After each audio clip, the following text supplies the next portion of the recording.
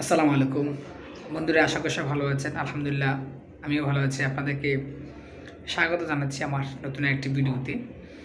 তো বন্ধুরা, আমি আজ থেকে প্রায় এক সপ্তাহ আগে একটা ভিডিও করেছিলাম আমার স্কুলকে নিয়ে। সেখানে আমার কিছু শিক্ষার্থী তারা উদ্দেশ্যপ্রণোদিতভাবে তারা স্কুলে চলে আসে।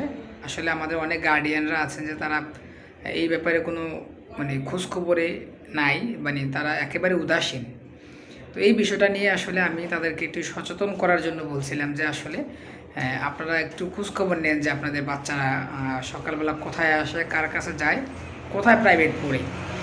কারণ অনেকেই বলে আসে যে আমি প্রাইভেটে যাচ্ছি বা আমার অমুক স্যারের কাছে আমার পড়া।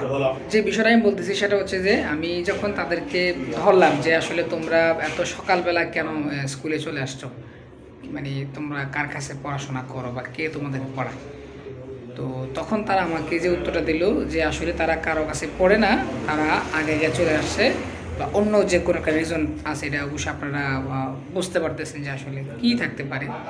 তা আমি যখন তাদেরকে নিয়ে ভিডিও করলাম, যে এটা রেকর্ড রাখলাম, যেমন কি এটা সামাজিক যোগাযোগ মাধ্যম ফেসবুকে দেওয়ার চেষ্টা করলাম যে অ্যাটলিস্ট এই জিনিসটা একটু সবাই দেখুক বা বুঝুক যে আসলে আমাদের ছেলে মেয়েরা কোথায়, কিভাবে, কার সাথে মিশতেছে বা কোথায় যাচ্ছে।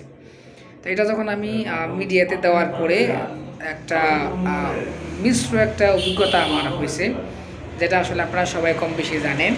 যার কারণে পরবর্তীতে আমাকে এই ভিডিওটা আমি ডিলিট করতে বাধ্য হয়েছি আমি। যাক, ওইটা না, আসলে আমাকে অনেকেই ভালো বলছেন, আর হাতে গোনা কয়েকজন আমাকে বলছেন যে আসলে আপনি তাদেরকে শাসনের নামে তাদেরকে অপমান করতেছেন, এই করতেছেন, সে করতেছেন।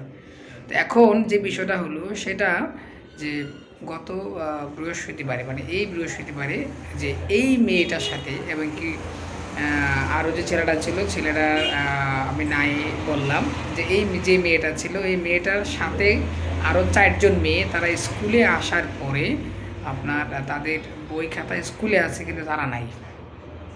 বুঝতে পারতেছেন? পরে যখন আমরা এই বিষয়টাকে দেখলাম বা খেয়াল করলাম, তখন আমরা গার্ডিয়ানকে জানালাম, গার্ডিয়ান আসলো এবং তারা তো একেবারেই উদাসীন। ওরা বলতেছে যে স্যার ওরা তো আমাদের কাছে আসছিল, বলে গেছে বা আমরা বা কোন স্যারের কাছে পড়ে তারা সব কিছু আমাদেরকে বলছে, কিন্তু আসলে আলটিমেটলি কোনো কিছুই না। তাহলে দেখেন, এই যে বিষয়গুলো একটা পর একটা যে আসলে প্রত্যেকটা জায়গায় কিন্তু ঠিক এরকমভাবে কিন্তু বিষয়গুলো ঘটতেছে। তো এই যে বিষয়গুলো ঘটতেছে, এটার জন্য তো অবশ্যই আমরা গার্ডিয়ানরা যারা আছে, অভিভাবকরা যারা আছে, তারা কিন্তু দায়ী। আমার ভিডিও করার মূল উদ্দেশ্যটা কিন্তু ওটাই ছিল যে আমরা আমাদের ছেলে মেয়েরা আসলে প্রকৃতপক্ষে কোথায় যাচ্ছে, কার সাথে যাচ্ছে, কার সাথে মিশতেছে, এই বিষয়গুলো আমাদের একটু নজরে রাখা দরকার, যাতে করে আসলে আমাদের কোনো অনাকাঙ্ক্ষিত জন্য কোনো ঘটনা না ঘটে। তাহলে দেখেন, আমি ওই সময়টাতে আমার এই ভিডিওটা করার উদ্দেশ্য কিন্তু উঠে গেছিলো। আজকে কিন্তু ঠিক এক সপ্তাহের মধ্যেই কিন্তু আবার একটা দুর্ঘটনা ঘটে যাওয়ার মতন একটা অবস্থা হয়েছে। তাহলে এবার বুঝেন যে আসলে আমার যে ভিডিও করার, প্রত্যেকটা ভিডিও করার পিছনে কিন্তু একটা মেসেজ আমার আছে। তো আসলে এই মেসেজটা আপনারা বোঝার চেষ্টা করেন আর আমার পাশে থাকেন। কারণ আমি তারা কিন্তু আমার কোনো শত্রু না।